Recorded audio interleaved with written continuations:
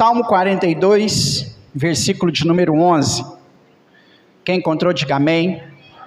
Salmo 42, versículo de número 11. O texto diz assim: Por que estás abatida, ó minha alma? Por que te perturbas dentro de mim? Espera em Deus, pois ainda o louvarei. Ele é o meu auxílio e meu Deus. Por que está abatida, ó minha alma? E por que te perturbas dentro de mim? Espera em Deus, pois eu ainda o louvarei. Pai, esta é a tua palavra, ela foi lida e será ministrada aos nossos corações nessa noite de domingo. O meu pedido de sempre é que o teu nome seja santificado através desta palavra e que o Senhor Deus possa nos alcançar por intermédio dela. Em nome de Jesus, Deus, que a tua palavra chegue ao nosso coração como uma semente que chega em boa terra e que ela possa, Pai, gerar frutos de santidade, de arrependimento, que ela possa gerar Cristo em nossos corações a cada dia. Nossa oração, Deus, é para que, assim como o teu mover foi presente durante esse louvor, o teu mover possa ser presente também através da tua palavra e que o teu Santo Espírito possa falar conosco neste lugar, em o nome de Jesus. Amém. Amém. Nós lemos aqui o último versículo de um salmo que é bastante conhecido por todos nós. Todos nós já fizemos uso em algum momento do salmo de número 42, né? Os primeiros versículos, na verdade, eles são versículos até mais conhecidos. O salmo começa dizendo assim: Como o servo anseia pela fonte das águas, assim suspira a minha alma por ti, ó Deus. É uma comparação, é uma figura de linguagem para que Davi está utilizando para demonstrar o quão ele tinha fome e sede pela presença de Deus. Esse salmo ele traz a seguinte comparação: o servo, mais conhecido em território brasileiro como veado, né? No território, na região da Palestina, ele vivia e ele não é um predador, ele é uma caça. E o predador do veado, seja o leão, seja o tigre, seja o lobo do mato, né? Seja o lobo daquela região, ele consegue perseguir o veado ou achar o veado através do cheiro do seu suor. Principalmente quando ele está com medo, ele transpira e ali ele emite um cheiro e o seu predador consegue identificar ele, rastrear ele pelo seu odor. Quando o veado percebe que ele está sendo perseguido, ele pega todas as suas forças e corre em direção ao rio, na intenção de lavar o suor e o seu predador não mais conseguir encontrá-lo. Então, a corrida do animal até a fonte de águas, ela é desesperadora, porque nem ele sabe quanta chance ele tem até conseguir chegar nas águas e se livrar daquele odor. A comparação do salmista para mim, talvez eu nem possa dizer a expressão para mim, mas como toda a Bíblia, ela é perfeita. É como que se nós estivéssemos na posição desse animal, sedentos pela presença de Deus. Uma coisa que o cristão precisa desenvolver, precisa ter, uma coisa que nós não podemos deixar de existir jamais dentro de nós, é a fome, a sede, e aí eu utilizo da palavra da alegoria, desesperada pela presença de Deus. Nós precisamos estar desesperados pela presença de Deus. Você precisa ter fome, você precisa ter sede. O evangelho não é só inteligível, o evangelho não é só compreendido, o evangelho é recheado de experiências e nós precisamos delas. Se os profetas do Antigo Testamento as tiveram, se os levitas do Antigo Testamento as tiveram, se os sacerdotes as tiveram, se Israel teve experiências com Deus ao longo de sua história, se os discípulos tiveram experiências com o Senhor ao longo de sua caminhada junto com Jesus, se a igreja posteriormente teve experiências com Deus depois da descida do Espírito Santo, por que as experiências com Deus iriam ter um ponto final na caminhada, na jornada da igreja? Nós precisamos da presença de Deus. Nós não podemos ser uma igreja que cria uma expectativa apenas por palavra. Nós não podemos ser uma igreja que cria expectativas apenas por entender. Se nós não sentirmos que Deus está aqui, se nós não experimentarmos que Deus está aqui, vai estar faltando algo na nossa caminhada e na nossa jornada. O nosso coração precisa ser aquecido pelo fogo do Espírito Santo, e para que isso aconteça, eu tenho que ter fome, eu tenho que ter sede, eu tenho que estar sedento, eu preciso estar desesperado por Deus. A minha alma precisa ansiar pelo Senhor. E a comparação para mim ela é perfeita não só por causa disso, porque a caça está sendo perseguida pelo predador, assim como eu e você. Se você não tiver a presença de Deus na sua vida, o diabo vai te pegar. O predador vai te alcançar, ele vai entrar na sua vida, na sua casa, ele vai fazer bagunça no seu casamento, ele vai acabar com você, se você não tiver a presença de Deus na sua vida. Nós somos perseguidos pelos intentos do diabo, pelas ciladas do inimigo o tempo todo. Existe uma batalha espiritual, existe algo que quer derrubar você, que quer derrotar você a cada momento e a todo momento, e se você não estiver desesperado pela presença de Deus, esse predador vai te alcançar. Só a presença de Deus é capaz de livrar você da perseguição do diabo, das mãos do inimigo. Então, para mim, essa referência dos versículos de número 1 e 2, elas são fundamentais, porque elas trazem para nós uma comparação de que realmente nós estamos fugindo do perseguidor, resistindo ao diabo, como nos ensinou Tiago 4,7. E para mim também ela é perfeita porque é a água do Espírito, é o rio de água viva que purifica a nossa vida do odor carnal, que tira de nós as impurezas, as imperfeições, que arranca de nós aquilo que não agrada a Deus. Então os versículos de número 1 e 2, eles se encaixam perfeitamente na nossa caminhada. Esse salmo é um salmo muito utilizado, e no seu original ele está partido. O salmo de número 42 e o salmo de número 43 é uma única canção composta por Davi. Na divisão dos salmos, na divisão da Bíblia, eles partiram o salmo porque ele ficou muito grande, e a oração tem duas etapas. Ela tem uma etapa de angústia e uma etapa de gratidão, e as etapas ficaram separadas. A maioria das angústias ficaram no salmo de número 42, porque salmo não tem capítulos, né? Cada salmo é um salmo, e a alegria e a gratidão ficaram no salmo de número 43, mas o texto é um só. Existe até não podemos chamar de coincidência, porque o salmo foi dividido, mas os dois últimos versículos dos dois salmos são os mesmos, né? O último versículo do 42 e o último versículo do 43 são exatamente iguais. Este salmo, ele fala para nós sobre alma. O que Davi está tratando aqui é a sua alma, né? Como está a sua alma. E ele trabalha alguns sentimentos de alma nesse salmo. No salmo todo, no salmo 42, ele vai trabalhar a tristeza, a alegria, o medo, a fé e a devoção. Ele vai trabalhar sentimentos relacionados à alma. A alma não é apenas a sede de emoções e pensamentos. Nós estamos estudando aqui na Escola Bíblica Dominical, ainda não chegamos na parte da alma, estamos falando sobre corpo. Tivemos apenas uma breve introdução sobre alma e aprendemos que a alma, ela é sede dos pensamentos e das emoções. E ela não é apenas isso, é muito pouco até limitarmos a alma como sede dos pensamentos, é muito pouco limitarmos a alma como sede das emoções. Vai além do que isso, nós estamos resumindo etapas para que você possa entender. E além de pensamentos, além de emoções, a alma também ela reflete o nosso sentimento.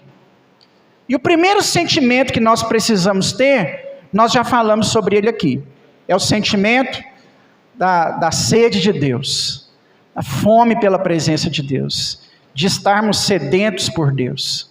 Esse é o primeiro sentimento. Há sentimentos que a alma provoca em nós também, que é provocado em nós, na nossa alma, de alegria, né, de júbilo. Neste Salmo 42, se você ler todo o Salmo, o salmista vai lembrar de grandes feitos de Deus sobre a vida dele. Observação: O Salmo 42 é um salmo de angústia. O texto que eu li diz: por que estás abatida, ó minha alma? Por que te perturbas dentro de mim? É um salmo de tribulação.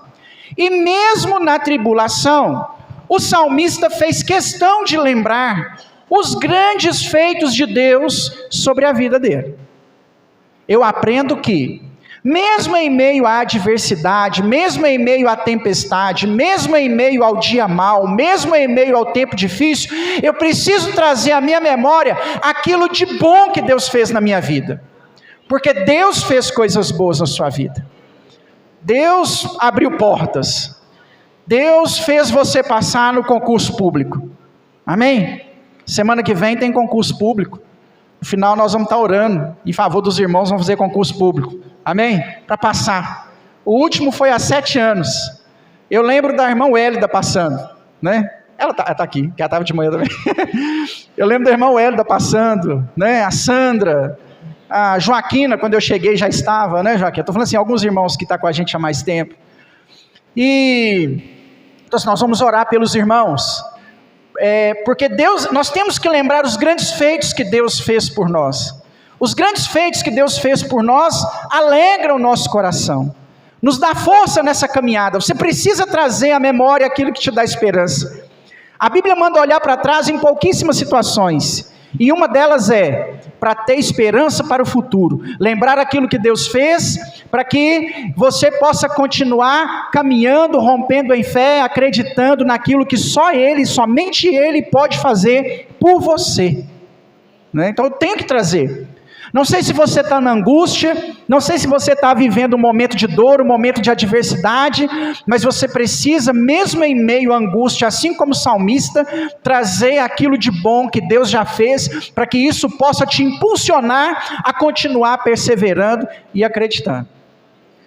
Este salmo, além disso aí, ele traz uma expressão do salmista que precisa ser comum nas nossas orações. Muitas vezes nós oramos de maneira errada. Às vezes criticamos quem usa de muita repetição em suas orações e falamos que não é assim que ora.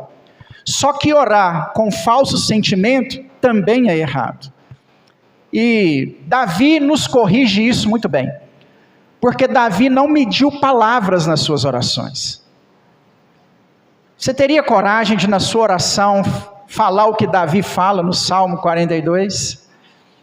Eu não teria.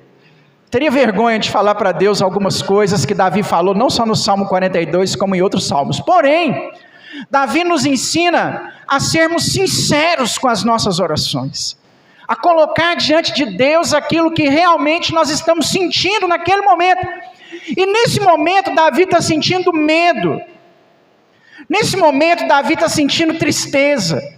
Nesse momento, a alma de Davi está abatida. E o versículo que nós lemos aponta que ele não queria estar nessa condição, como muitas vezes nós não queremos estar abatidos.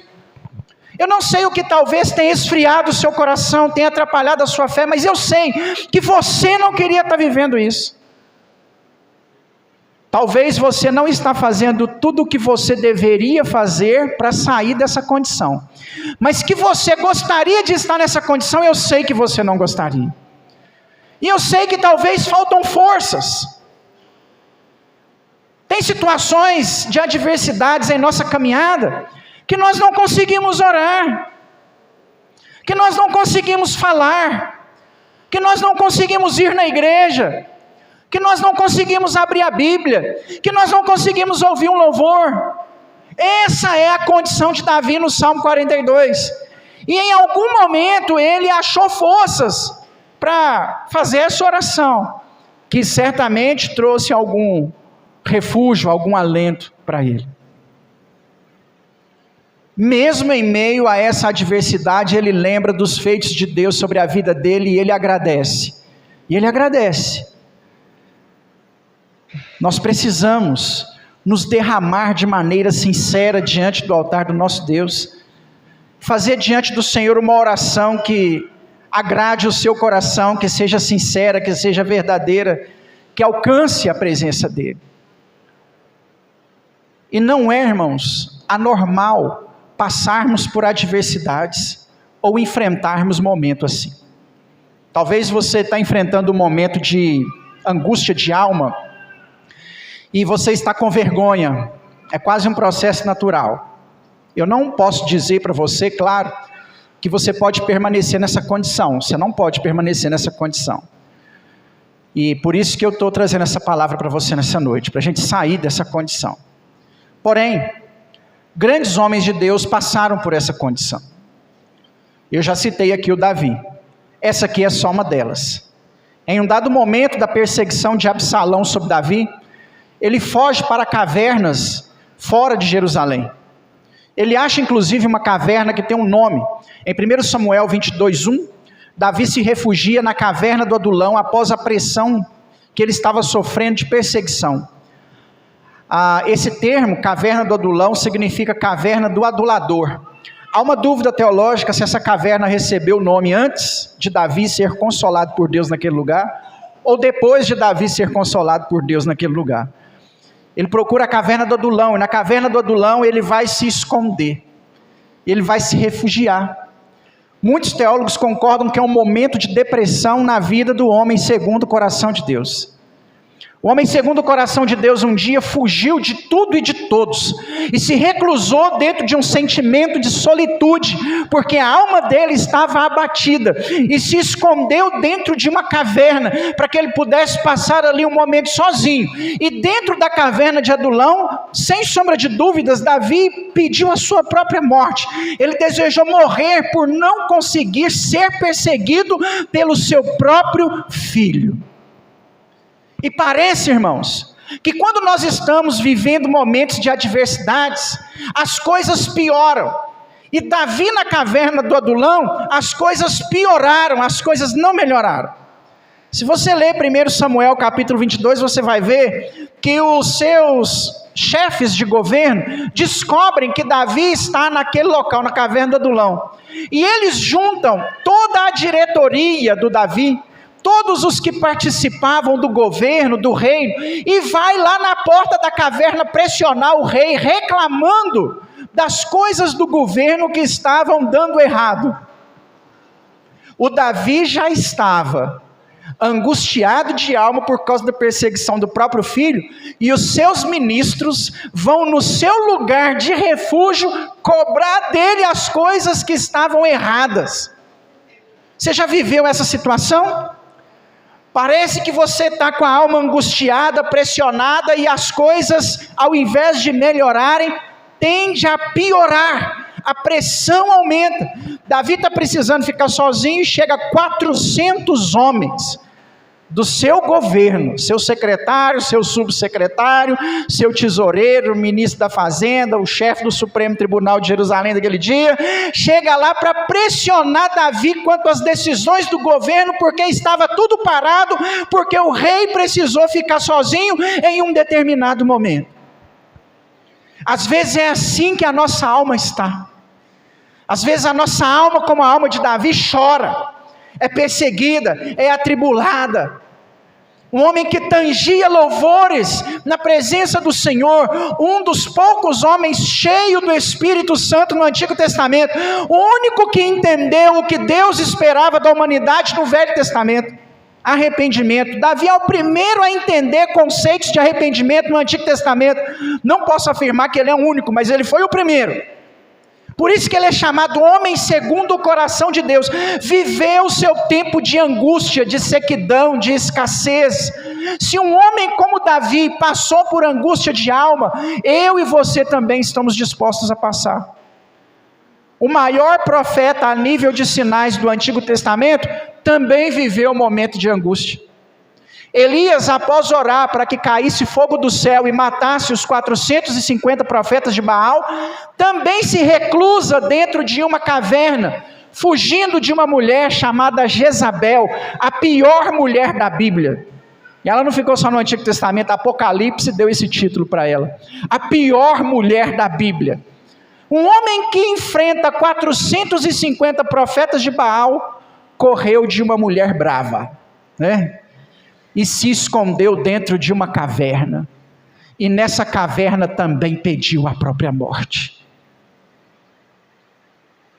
Elias, um homem que fez uma oração e ficou 3 anos sem chover sobre a face da terra. Após a oração de Elias para que não chovesse, o texto de Reis diz que nem orvalho na madrugada caía sobre a plantação. Nem orvalho, o céu secou. 3 anos sem chuva. E sabe quando que choveu? Quando ele foi lá e orou novamente. Mandou o servo subir na montanha e falar: ó, vai lá ver, diz o que você vê. O servo volta com a notícia: 3 anos sem uma nuvem no céu. Ele chega falando assim: eis que vejo uma pequena nuvem, é pequena, do tamanho da mão de um homem. Elias fala assim: esse é o sinal de que a chuva está chegando. Um homem que ora e fala assim: se eu sou homem de Deus, que caia fogo do céu e consuma o holocausto. E na hora que ele fecha a boca, as coisas acontecem. Um homem que testemunhou pela primeira vez no Antigo Testamento um morto ressuscitar. Até Elias, mortos nunca haviam ressuscitado. Elias é o primeiro que ora para um morto e ele ressuscita. Quando chega no ministério de Jesus, não é inédito. Israel já tinha visto algo que Elias havia feito. Esse homem se reclusa dentro de uma caverna e pede a própria morte num estado máximo de angústia de alma. A alma de Elias estava chorando. Há momentos que a nossa alma chora, mesmo quando nós somos grandes homens e mulheres de Deus. Talvez você vive um momento assim: eu estou orando, eu vou na igreja, eu estou jejuando, eu estou lendo a Bíblia, eu sou dizimista, eu oferto, e o trem parece que não vai, não rompe. Talvez você está quase desistindo. Ei, Elias passou por algo semelhante a isso que você está passando. Aos irmãos que, assim como eu, são cristocêntricos, eu quero comentar até um pouco do que a irmã Eliette pregou aqui esses dias para trás. Até a alma de Jesus chorou no Getsêmani. Na hora que o Senhor dobrou seus joelhos naquele jardim, enquanto os seus discípulos dormiam alguns metros para baixo, Jesus teve uma percepção da cruz, do que seria e do que ele enfrentaria. O estágio do medo mencionado no Salmo 42, o estágio do medo enfrentado por Jesus no jardim do Getsêmani, ele é tão intenso que Jesus, de acordo com Lucas, transpira gotas de sangue. No suor de Jesus começa a sair, ao invés de água, começa a sair sangue. Isso é comprovado psicologicamente. Tem um livro da CPAD que chama Evidências da Ressurreição, e o autor fala sobre essa prova psicológica no livro, que uma pessoa, se ela chegar ao estágio máximo do medo, vasos sanguíneos se arrebentam e saem pela pele. É o estágio máximo do medo.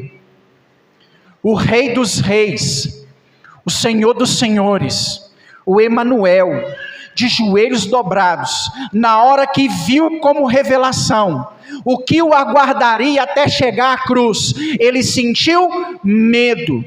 O homem Jesus, o que a teologia chama de hipoestática, 100% homem, 100% Deus, o 100% humanidade de Cristo na sua carne, o que fazia dele semelhante a nós, teve medo de enfrentar aquela cruz. Se o Jesus homem sentiu medo, o que diria eu e você? Ele sente tanto medo que nós, mesmo sabendo o que cantamos aqui, o plano perfeito, o projeto perfeito, não é? Eu não sei você, mas eu sou apaixonado com Renascer Praise, desde muito tempo. Bispa Sônia, ela é bispa, ela é meio doidona, mas ela é uma bênção, ela é uma bênção. Tem hora que no carro, a lagrimazinha corre no olho assim, com a Bispa Sônia ministrando, ela fala umas loucuras lá, mas é uma bênção. Eu amo Renascer Praise, a música é perfeita, está certinha, a letra é maravilhosa. Jesus é o plano perfeito, mesmo sabendo que o plano era perfeito. O Rei dos Reis, o Senhor dos Senhores, de joelhos dobrados, no jardim do Getsêmani, diz assim: se possível for, afasta de mim este cálice, tira de mim, que não seja eu, Sua alma já ficou angustiada para você pensar assim: por que eu? Por que eu, Senhor? Faz outro passar por isso. Eu não mereço. Talvez foi isso que Jesus pensou, não posso indagar isso, mas o homem sem pecado, sem erro. Irmãos, ao longo da caminhada, segundo o que Isaías profetizou, nenhum palavrãozinho Jesus xingou. E olha que ele era carpinteiro, dava para martelar o dedo de vez em quando. Nada. Nenhuma palavra enganosa saiu de sua boca, nenhum erro qualquer, nenhum olhar enganoso, nenhum pensamento maldoso, nenhuma má intenção em direção a alguém, durante 33 anos, uma vida humana perfeita, porque só assim o sacrifício seria pago. Talvez Jesus pensou assim: eu vou ter que passar por tudo isso, afasta de mim esse cálice. Quantas vezes no meio da sua dor, no meio da sua luta, você falou assim: Senhor, eu não, passa de mim, Senhor. Não tem problema você ter falado isso, porque Cristo disse isso. Talvez você chegou no estágio máximo da angústia, e você diz assim: eu não, Senhor, eu fiz tudo certo, eu criei meu filho da forma correta, eu ensinei direitinho, o que ele está assim agora? Eu orei tanto pelo meu marido, eu orei tanto pela minha esposa, eu fiz tanto pelo meu casamento, eu dei o meu sangue, eu fiz de tudo, por que isso aconteceu? Não há problemas em você falar isso. O prognóstico disso vai ser a conclusão da mensagem, mas o que eu quero dizer é que não é errado, porque Cristo viveu essa angústia de alma. Nós não queríamos a nossa alma angustiada, nós queríamos a nossa alma alegre. Essa semana estivemos em semana de oração, e segunda-feira, assentado numa cadeira aqui nesse canto, eu tive um visitar do Espírito Santo, com alegria na alma. Eu entendi, segunda-feira, era umas 6 horas da manhã, eu entendi que Deus tinha ouvido uma oração minha, e eu chamei, o Senhor veio. Ele veio, irmãos. Ele não veio ao meu tempo, não. Ele não veio na minha hora. Ele veio ao tempo dele. E eu chorei igual uma criança. Minha alma estava alegre. Eu não chorei de tristeza, eu chorei de alegria. Porque Deus me ouviu. Isso talvez está longe, mas acho que eu tive o mesmo sentimento de Ana, ao menos 1%, né? Na hora que Deus ouviu, falou assim: eu ouvi sua oração. Eu senti alegria. Esse sentimento é o que nós queremos ter, o de alegria na alma. Nós queremos receber a notícia boa, e em nome de Jesus você vai receber. Passou na prova, saiu a vaga, abriu a porta, curou a enfermidade, o dinheiro que você estava esperando chegou, em nome de Jesus, e a sua alma vai ficar como quem sonha. Salmo 126, o que semeia com lágrimas, colherá com júbilo de alegria. Nós gostamos do sentimento da alegria na alma. Mas eu preciso, como pastor, te preparar para o sentimento da angústia. A nossa alma, em algum momento, ela vai angustiar. Você não queria, nós não queremos, nós não esperamos esses momentos, mas eles vêm. Ele vem. E talvez você, eu não sei para quem é essa mensagem, mas talvez é para você que está angustiado de alma. O que Davi começa a dizer aqui é: por que está abatida? Por que te perturba dentro de mim? No Salmo ele traz algumas lembranças. Ele lembra, por exemplo, da Arca da Aliança chegando em Jerusalém, a multidão em festa, andando atrás da arca, salmodiando. Ele lembra daquela alegria, ele traz na sua dor de alma naquele momento, a multidão em festa, em procissão. A palavra é pesada para nós brasileiros, mas a palavra correta é essa mesmo. Em procissão, em festa, celebrando com júbilo. E ele lembra desse momento enquanto os inimigos estão se levantando contra ele. Às vezes nós não queríamos ter inimigos, nós não gostaríamos de ter perseguidores, mas o diabo os levanta.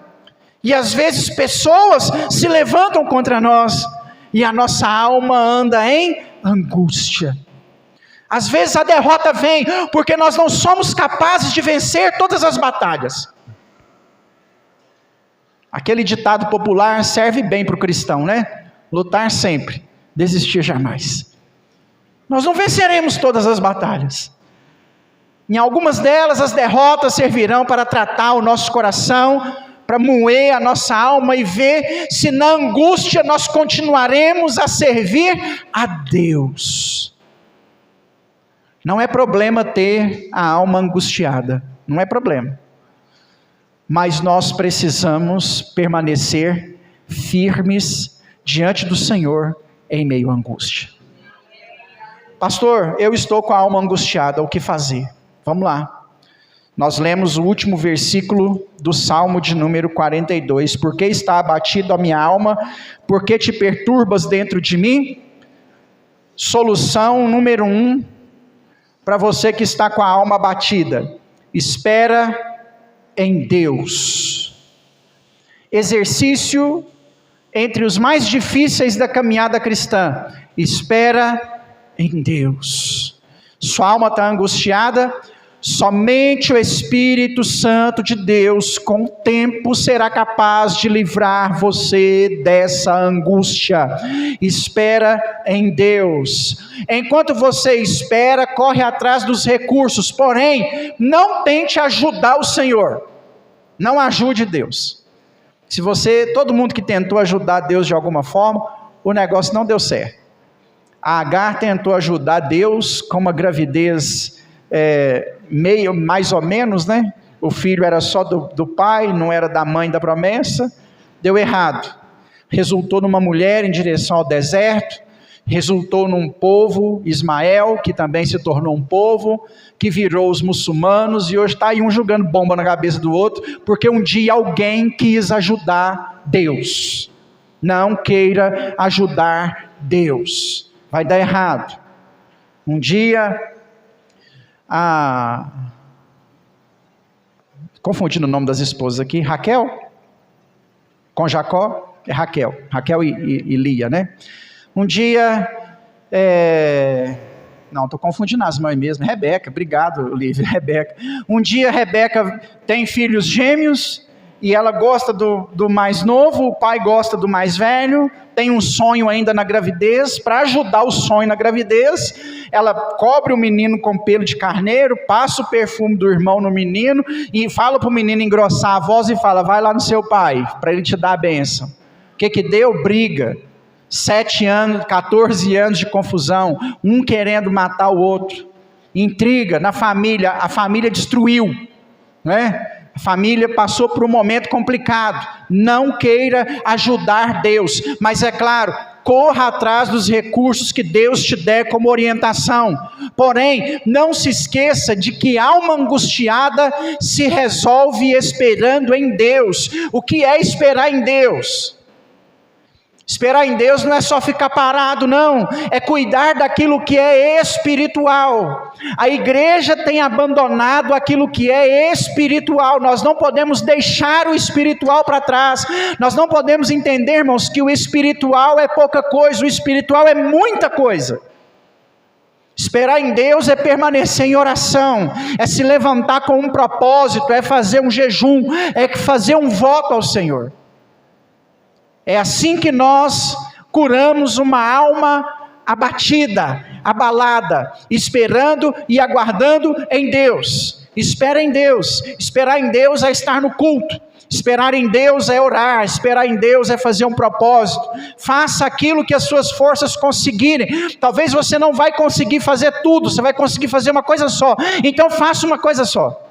Eu não estou conseguindo orar não, mas eu consigo jejuar todo dia aí durante uma semana, até na hora do almoço. Faz isso. Eu não estou conseguindo não, eu acho que eu consigo acordar um pouquinho mais cedo e dobrar os meus joelhos 5 horas da manhã. Acho que eu consigo acordar na madrugada e orar 5 minutos. Mas faça alguma coisa espiritual. Isso é esperar em Deus. Esperar em Deus não é ficar de braço cruzado. Esperar em Deus é cuidar do espiritual. Então, espera em Deus. Aos irmãos mais velhos aí, você lembra daquela canção que a gente cantava na igreja lá na época do apóstolo Paulo? Alma cansada, não desespera. Olha lá, o Elias sabe. Espera em Deus. Vai, Elias, me ajuda aí. Espera em Deus. vai aos pés do Senhor, se derrama diante do Deus que você serve, porque Ele te vê, os olhos dEle estão abertos sobre a sua vida, e eu diria que até sobre a igreja. Você está com a alma cansada? Vem para a igreja, porque algo Deus vai fazer na sua vida aqui durante o culto. Se você estiver esperando nele de coração aberto, nenhum culto que você estiver aqui vai ser em vão. Nós conhecemos muito 2 Crônicas 7,14, eu sou apaixonado pelo versículo 15, eis que os meus olhos estarão abertos e os meus ouvidos atentos à oração que se fizer neste lugar. Está com a alma batida? Vem para esse lugar, porque os olhos de Deus estão aqui, os ouvidos de Deus estão aqui. Deus está aqui, Ele está vendo a sua alma batida, a sua alma cansada, Ele está vendo o seu desespero, Ele não vai te abandonar, porque Isaías me ensina no capítulo 44, que todas as vezes que Deus olha na palma da sua mão, Ele vê o nome dos seus escrito lá. Deus te tem cravado na palma da mão dEle, e Ele tem visto a sua dor e a sua angústia. Espera nele, que na hora dEle vai passar, vai passar. Desanimar não é a solução para você. Ficar em casa é piorar. Abandonar o evangelho é sair debaixo do único abrigo seguro que você tem. Não importa se homens te decepcionaram, não importa se o diabo entrou e fez bagunça, não importa a instituição, o lugar seguro, o abrigo secreto para quem tem alma angustiada é Deus, é Ele. Deus é meu refúgio e minha fortaleza, socorro bem presente na hora da angústia. Salmo 46. Salmo 91, aquele que habita no esconderijo do Altíssimo, a sombra do Deus onipotente descansará. Ele é o seu lugar secreto, Ele é o seu abrigo seguro. Não há outro lugar para você achar refrigério para sua alma que não seja em Deus. É Ele, é só Ele que pode trazer refúgio para você. Sair de debaixo dele é complicar as coisas. Quem vai te dar a solução? O ateísmo? A apostasia? O abandono da fé? Não acreditar em mais nada? Você acha que vai solucionar um problema espiritual? Muito pelo contrário, para que a nossa alma seja refrigerada, nós precisamos correr para Deus. É nele, é a Ele, é para Ele. Não é homem. Não corra para mim, não corra para a instituição, corra para Deus. Por isso que a igreja pós-moderna erra, porque ela tem criado referências humanas, e referências humanas não curam almas, referências institucionais não saram feridas.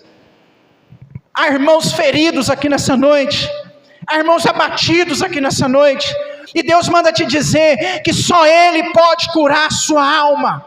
É Ele, só Ele. Ele precisa ser o seu lugar seguro. Ele precisa ser o seu lugar secreto. Por que estás abatido, a minha alma? Por que te perturbas dentro de mim? Espera em Deus, pois eu ainda o louvarei. Espera no Senhor que o louvor vem. Hoje o mar é em fúria, amanhã será bonança. O choro pode durar uma noite, mas a alegria sempre vem pela manhã. No mundo sofrereis aflições, mas tende bom ânimo. O seu Deus venceu o mundo por você. Você nem precisa vencer, Ele já venceu no seu lugar. Romanos 8,18, porque as tribulações do tempo presente não podem ser comparadas com a glória que há de nos ser revelada. Aquilo, 1 Coríntios, né? Aquilo que olho não viu, ouvido não ouviu, nem desceu ao coração do homem, é o que Deus tem preparado para aqueles que o amam. Efésios, Paulo disse que a bênção de Deus é recalcada, sacudida e transbordante. Espera em Deus que o louvor virá. Está difícil, mas o louvor virá. Está difícil, mas a vitória vai chegar. Essa é a esperança da nossa alma. Nós não servimos a um Deus que vai nos deixar na condição que estamos. Chegará o tempo de bonança, chegará o tempo de vitória, e Deus vai colocar o louvor na sua boca para isso. Espera em Deus, pois eu ainda o louvarei. Vai chegar. No final de cada deserto tem uma Canaã celestial. Tem uma Canaã. Após cada mar vermelho, há um projeto de liberdade para você. E depois que cruza o mar vermelho, o deserto é uma bênção. O deserto se tornou uma maldição depois. Mas na hora que eles chegaram no deserto, atravessaram o mar, Faraó foi engolido pelo mar que se fechou neles lá. E Israel viu diante deles o deserto, aquilo representava liberdade. Sensação de liberdade é um dos sentimentos mais fortes no ser humano, quando você entende que está livre. Esse foi o sentimento de Israel quando cruzou o Mar Vermelho. Você pode enfrentar a perseguição de Faraó, mas Deus tem sentimento de júbilo para o seu coração. Isso precisa alegrar a sua alma. Talvez você pense assim, pastor, mas está demorando. Não é no seu tempo. A Bíblia descreve 2 tempos na Bíblia, né? 2 palavrinhas distintas. Traz a palavrinha cromos, que é o tempo do homem. Meses, dias, anos, horas, minutos, segundos. Quando se fala desse tempo, a Bíblia traz a palavrinha cronos. Quando é o tempo de Deus, a palavrinha é kairos. É outra palavra, é outro tempo. Não é no seu tempo, é no tempo de Deus. Eu quero que a sua alma fique angustiada há pouco tempo. Na verdade, eu quero que ela seja curada hoje. Minha oração vai ser essa. Mas eu não sei quanto tempo você vai ter que orar. Sara orou quase 30 anos, de uma promessa à gravidez. Não sei quanto tempo você vai orar. Tomara que não seja tanto tempo. Mas creia, meu irmão, se Deus tem promessa para a sua vida, vai cumprir. Eu oro para que Deus envie suas promessas. Nós somos uma igreja tão sem promessa, não digo a Atos, eu falo a igreja geral. Eu falo promessa de Deus, né? Não é promessa, se a pessoa está toda no pecado, você vai comprar uma casa, não é essa promessa não, promessa de Deus para a sua vida.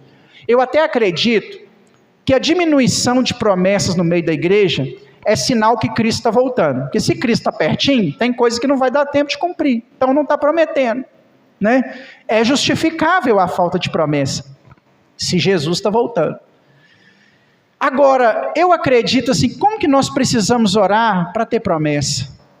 Porque enquanto tiver promessa, você vai ter esperança para sua alma batida.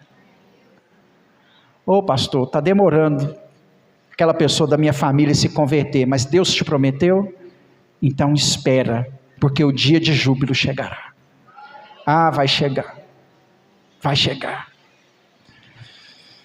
Por que estás abatido, a minha alma? Por que te perturbas dentro de mim? Espera em Deus, pois eu ainda o louvarei.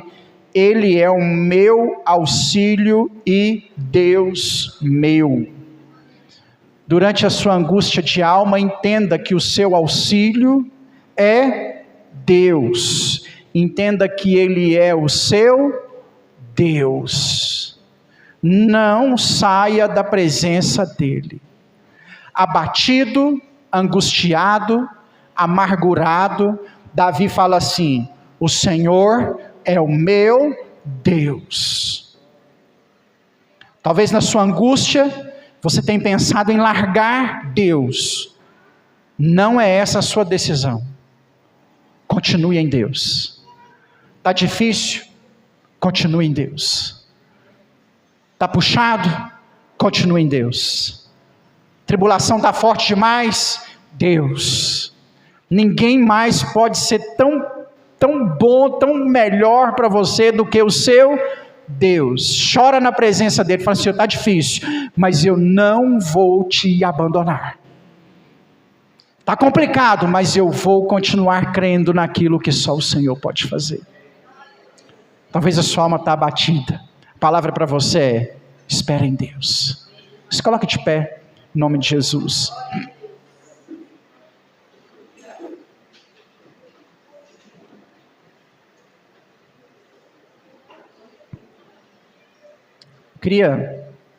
Quero tentar que nada tire a sua atenção nesse momento, e que nós tivéssemos um momento de oração com Deus, embora estamos aqui no coletivo, em igreja. Eu queria que você olhasse para dentro da sua alma. E essa palavra de hoje é para a alma que está abatida. Talvez a sua não está, mas você vai olhar para dentro da sua alma. Se ela não estiver abatida, ela está alegre, então você vai expressar o sentimento de alegria. E se ela estiver abatida, se está doendo para você, se a prova está difícil, se a adversidade, meu irmão, está complicada, você vai ter 1 ou 2 minutos aí de oração para Deus te sarar nessa noite. E Ele quer te curar nessa noite. Eu não sei porque Deus colocou essa palavra no meu coração, mas algum propósito Ele tem com você. Ele não te trouxe aqui em vão. Te trouxe mesmo no domingo de chuva, você conseguiu sair de sua casa, vir, porque Deus tem algo para fazer na sua vida. Ele quer tratar a sua alma nessa noite. Coloque a mão no seu coração, feche seus olhos, se possível, curve a sua cabeça. Tente olhar para dentro de você nesse momento. Tente buscar o Senhor nesse momento. Creia naquilo que o Senhor pode fazer sobre a sua alma. Ele está aqui, Ele sara a alma. Enquanto os irmãos vão adorar a Deus, deixa Deus sarar a sua alma nessa noite. Em nome de Jesus. Aleluia. Glória a Deus.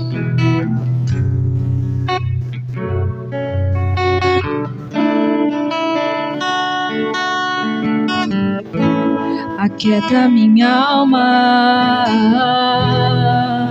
faz meu coração ouvir